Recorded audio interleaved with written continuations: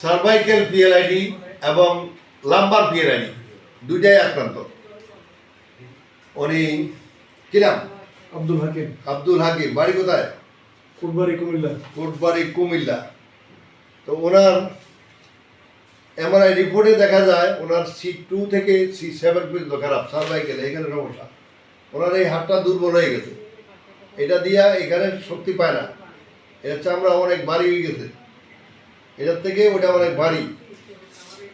অপরদিকে ওনার lumber L2 থেকে L5 পর্যন্ত খারাপ লিফট। উনি দেখান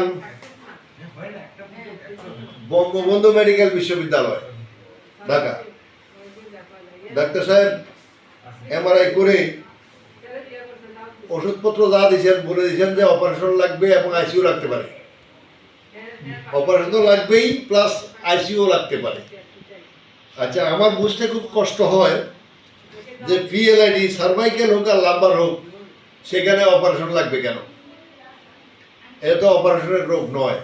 অপারেশন করে ডিস্কটাকে কাইটা ফেলে দিয়া নাট বোর্ড লাগাই দিলে, আর্টিফিশিয়াল ডিস্ক লাগাই দিলে রোগীরা সুস্থ হয়ে যাওয়ার কোনো গ্যারান্টি আছে? আদৌ না। আচ্ছা, যাই হোক, অনেক এমআরআই করেন দুইটা।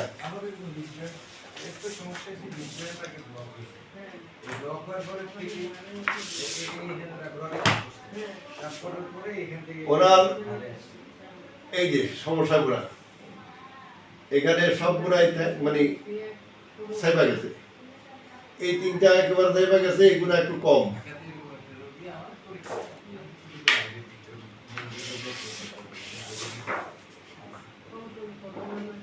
এই যে এই হলো ওনার সমস্যা। এই সমস্যাটাকে আমরা খুব বেশি বড় জোর করে দেখবো না, কারণ এটা অল্প চিকিৎসা ভালো হয়ে যাব, কিন্তু ওনার গাড়ের সমস্যাটা একটু বড়। এই হলো সমস্যা।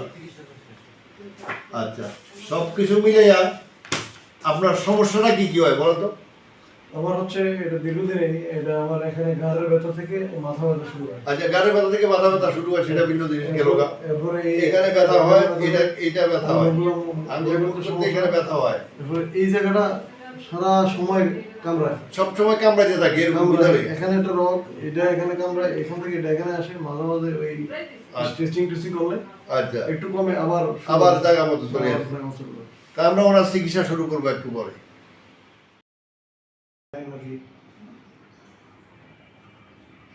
আমরা আজকে ওনার প্রথম সেশন চিকিৎসা দেই। সার্ভাইকেল পিএলআইডি এবং লাম্বার পিএলআইডি দুটোটাই ওনার পিএলআইডি। ওনার স্পন্ডাইটিস কেউ বলে থাকলে সেটা ভুল বলছেন।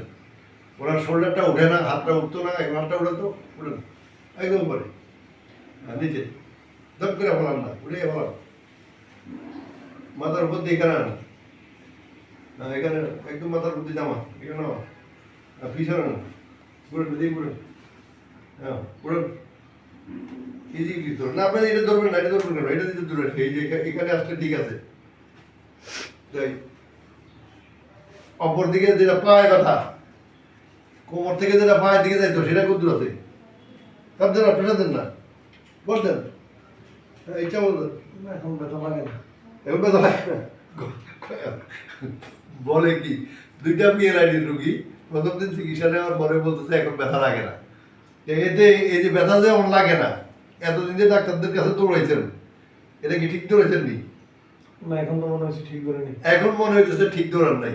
কারণ হলো এই স্পাইনের বিষয়, যে মেরুদণ্ডের বিষয় এবং জয়েন্টের বিষয়, যে জয়েন্ট ইনফ্লামেশন হইলে বা ডিসলোকেট হইলে অথবা এই পিএলআইডি হইলে, ডিস্ক সরে গেলে, রগে চাপ দিলে, এইটার কাজ অপারেশন করেও কেউ সুস্থ হয় না। আর এটা অ্যাডজাস্টমেন্টের বিকল্প কোনো চিকিৎসা আছে বলে আমার মনে হয় না, আমার ধারণা নাই। তাই এখন রুগীরা বিভিন্ন হাসপাতালে দৌড়াইতে যাইয়া তারা এখন ভালো বুঝতে পারে আমাদের এখানে আসার পরে আর ডাক্তারই বদলায় নেয়, তার অন্য ডাক্তার বিশ্বাস করে না। তা আপনার ক্ষেত্রে কি মনে হয়? এরকমই হবে। হ্যাঁ, ভালো হয়ে যাবেন, খুশি তো? জি। আল্লাহ হাফেজ।